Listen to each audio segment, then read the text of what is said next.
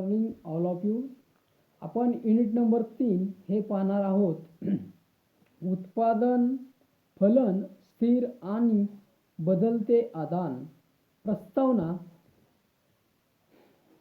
या प्रकरणात आपणास उत्पादनाचे फलन, स्थिर आणि बदलते आदान, बदलत्या प्रमाणाचा सिद्धांत याविषयी चर्चा करायची आहे.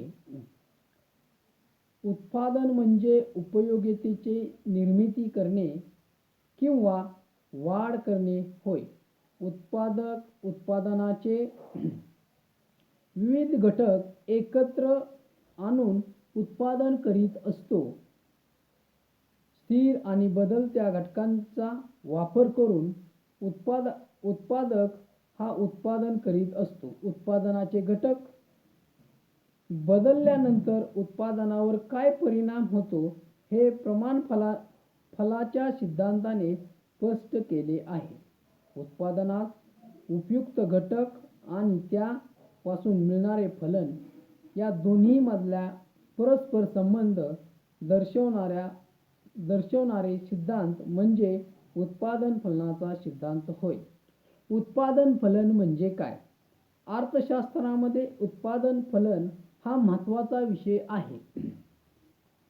उत्पादन फलन ही संकल्पनेचा अभ्यास करण्यापूर्वी उत्पादन आणि फलन याचा अर्थ पाहूया.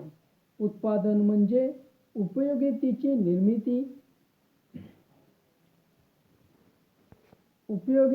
निर्मिती करणे अथवा वाढ करणे होय, असे प्रोफेसर फिक्स म्हणतात. फलन हा शब्द आणि त्याशी संबंधित असल्याने या ठिकाणी फलन म्हणजे आदान व प्रदान कार्यात्मक संबंध होय. कोणत्याही उत्पादन संस्थेला उत्पादन करण्यासाठी काही उत्पादन साधनाचा वापर करावा लागतो. त्यामधून उत्पादन निर्माण होते. उत्पादन फलन पुढील सूत्राने दाखवले जाते. Q बरोबर F इन ब्रॅकेट LK. यामध्ये Q बरोबर प्रदानांचे परिणाम, F कार्यात्मक संबंध, L कामगारांचे परिणाम आणि K भांडवलाचे परिणाम. अशा प्रकारे दिलेल्या उत्पादनाचे हे बीजगणितीय सूत्र मांडले गेले आहे. उत्पादन फलनाची व्याख्या पुढील प्रमाणे. एक, प्राध्यापक P.A. सॅम्युएल्सन यांच्या मते अस्तित्वात असलेले तांत्रिक ज्ञान याचा विचार करता उत्पादनाच्या वेगवेगळ्या संचयापासून जी उत्पादन संख्या, उत्पादन करणारे संख्या आणि उत्पादन करणारे घटक असतात त्या तांत्रिक परस्पर संबंधास उत्पादन फलन असे म्हणतात.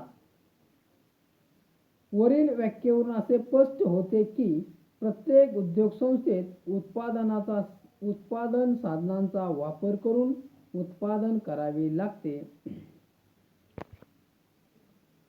उत्पादन फलनाची वैशिष्ट्ये. उत्पादन फलन हे एका माहिती पत्रकाप्रमाणे असते. ते उत्पादनाच्या भौतिक मात्रा आणि उत्पादन घटकाच्या भौतिक मात्रा यांचा संबंध दर्शवते.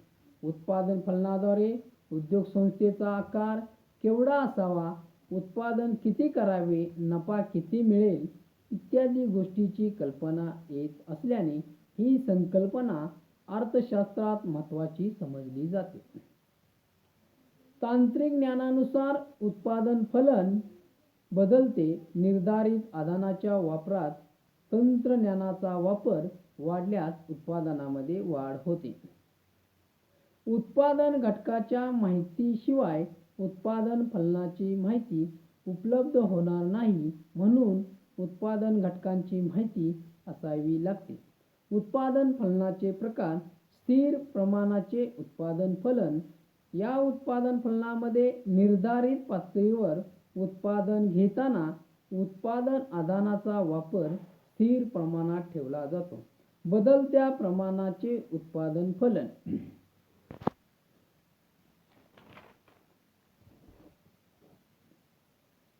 सकल रेषीय एकजिनसीय उत्पादन फलन कॉफ-डग्लस उत्पादन फलन हे उत्पादन फलन अनुभवावर आधारित असते, म्हणून या उत्पादन फलनास कॉफ-डग्लस या नावाने ओळखले जाते.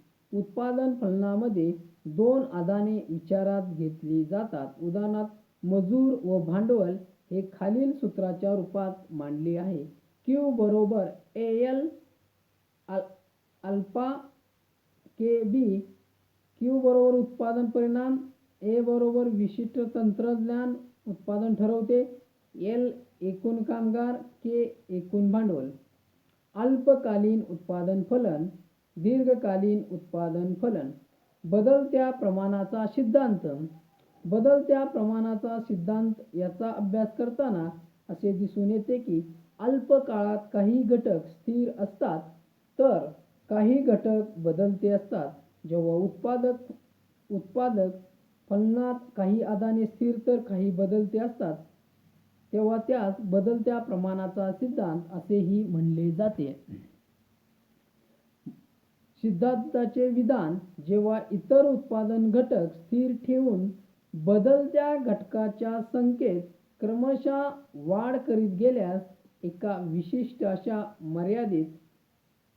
मर्यादेनंतर पुढील प्रत्येक वाढीव उत्पादन घटकापासून मिळणारे उत्पादन हे घटत जाते. बदलत्या प्रमाणाच्या सिद्धांताची व्याख्या.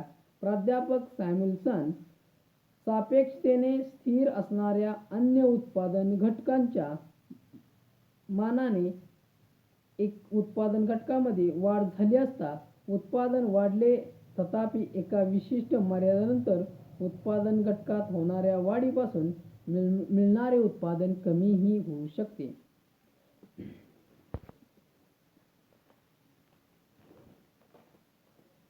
बदलत्या प्रमाण सिद्धांताचे स्पष्टीकरण. बदलत्या प्रमाणाचा सिद्धांताचे स्पष्टीकरण पुढील प्रमाणे करण्यात आले आहे. ह्या सिद्धांतात उत्पादनाचे अन्य घटक कायम ठेवून एखाद्या घटकात बदल केल्यास त्याचा उत्पादनावर काय परिणाम होतो हे पुढील तक्त्यामध्ये दाखवले आहे. जमिनीचे क्षेत्र, श्रम, बदलते आदान, एकूण उत्पादन, सरासरी उत्पादन, सीमांत उत्पादन आणि उत्पादनातील प्रवृत्ती आणि टप्पा. आता तेच खालील आकृतीतही त्याचप्रमाणे दाखवलेले आहे. वरील आकृतीत अक्ष अक्षावर बदलत्या आदानाचे एकक दाखवले आहेत आणि अय अक्षावर एकूण सरासरी पासून एकूण उत्पादन वक्र दाखवलेला आहे. तसेच क या बिंदूपासून एकूण उत्पादन वक्र, सरासरी उत्पादन वक्र आणि सीमांत उत्पादन वक्र वाढत असलेले दिसून येत आहे. त्याचप्रमाणे बदलत्या परिस्थितीनुसार उत्पादन घटकामध्ये कसा बदल घडून येतो हेही येथे दाखवले गेले आहे. बदलत्या प्रमाण सिद्धांताचे टप्पे. उत्पादनाचा पहिला टप्पा वाढते फल. या टप्प्यात एकूण उत्पादन वाढत्या दराने वाढल्यामुळे सीमांत उत्पादन वाढत जाते.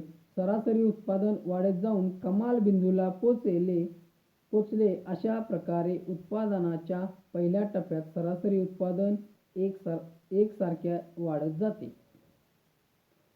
उत्पादनाचा दुसरा टप्पा. उत्पादनाच्या दुसऱ्या टप्प्यात एकूण उत्पादनात वाढत जाते, पण या वाढीचा वेग कमी होत जातो. यामध्ये आदानाची सीमांत व सरासरी उत्पादन घटत जाते.